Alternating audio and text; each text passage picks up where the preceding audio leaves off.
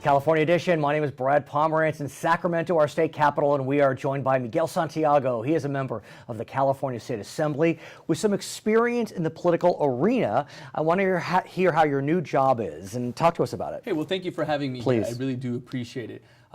It's actually going really great. It's a really exciting time to be in the legislature. Right. We're doing some pretty good things, and as the year progresses, I think you'll see some real accomplishments on the Assembly side. I have to ask you, so you served as a district director to a sitting member who happened to have been speaker for a time. You also were an elected member of the LA Community College District. So how did those two experiences inform you as you enter the state legislature? Sure.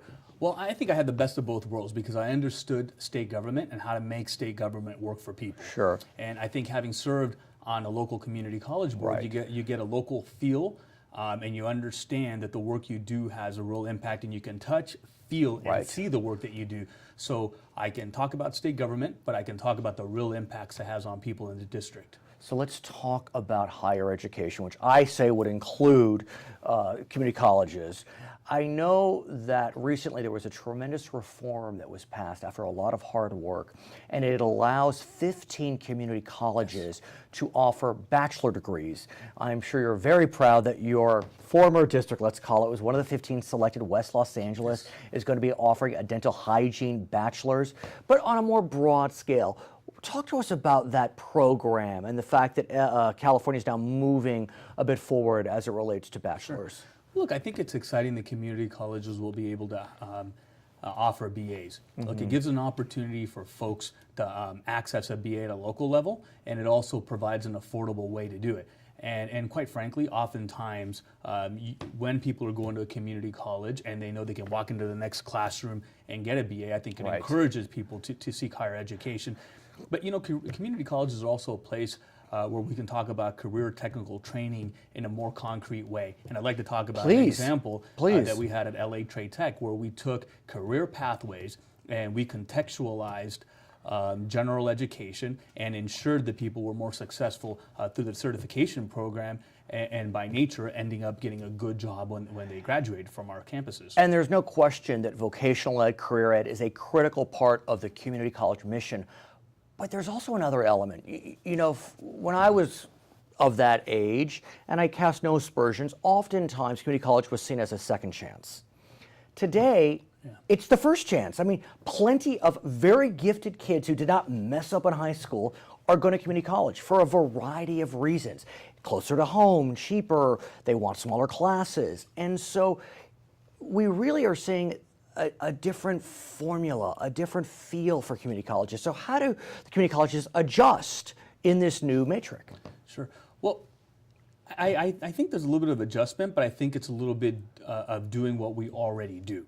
Because community colleges are places where traditionally we would take a look at them as a place to do general ed and transfer. Right. And that's still one pathway to do. But the other portions of it, like you mentioned, is career technical training, but also retraining and certificate programs. But oftentimes community colleges now also do remediation.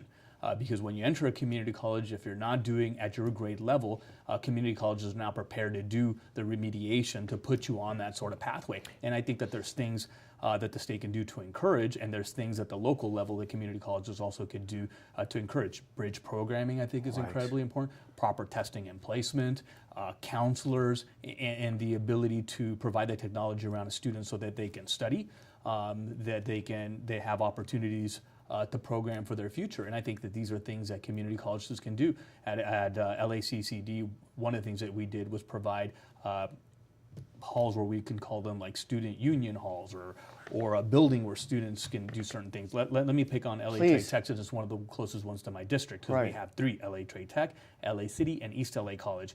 We had an entire building dedicated to student services.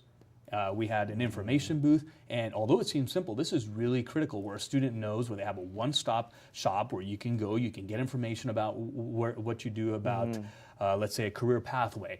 where to get my financial aid, where is a particular classroom, I don't have parking, etc. And these things are very critical to the success of a student. What about matriculation into that four-year institution? Because as I'm sure you know, during the recession, there were some real challenges because community colleges were being forced to decrease sections.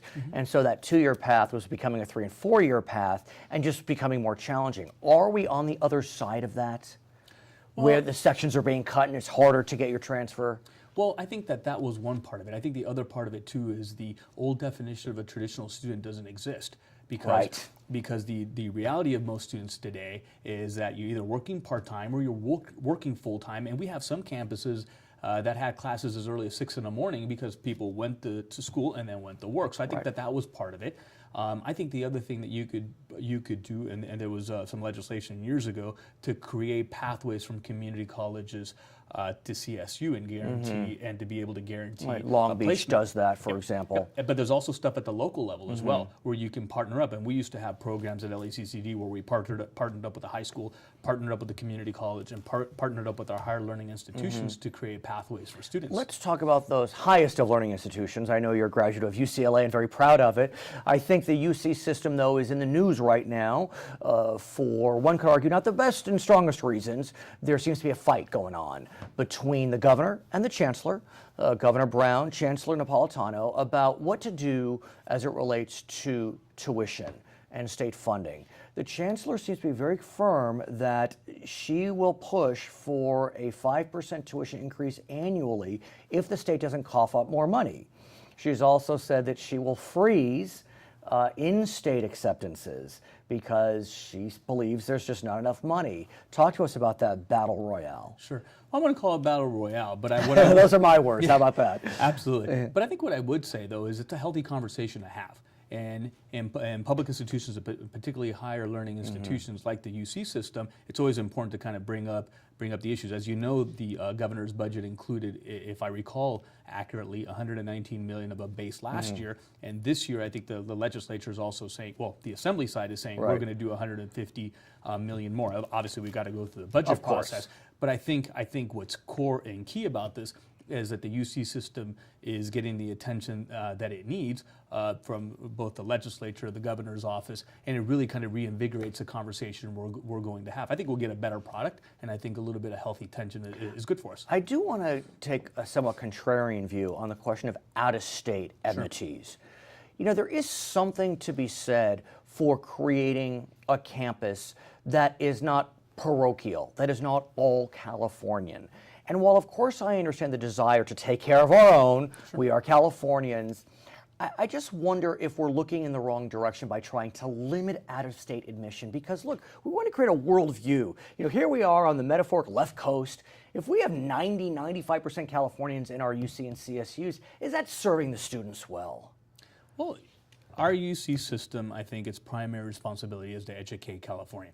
And I think what you're seeing is not so much the limiting of it, although that's the language of it, but how do we increase the population that we're trying to serve? And I think that's the most critical element of this whole conversation, because it's funded through taxpayers' dollars in California. So we're going to do everything we possibly can to ensure that the residents of California have an opportunity to the UC system and the CSU system. Is it time to start looking at opening another campus? You know, UC Merced was opened within our lifetime, I guess you could say. I think something Mangata was looking at that possibility. Is it time?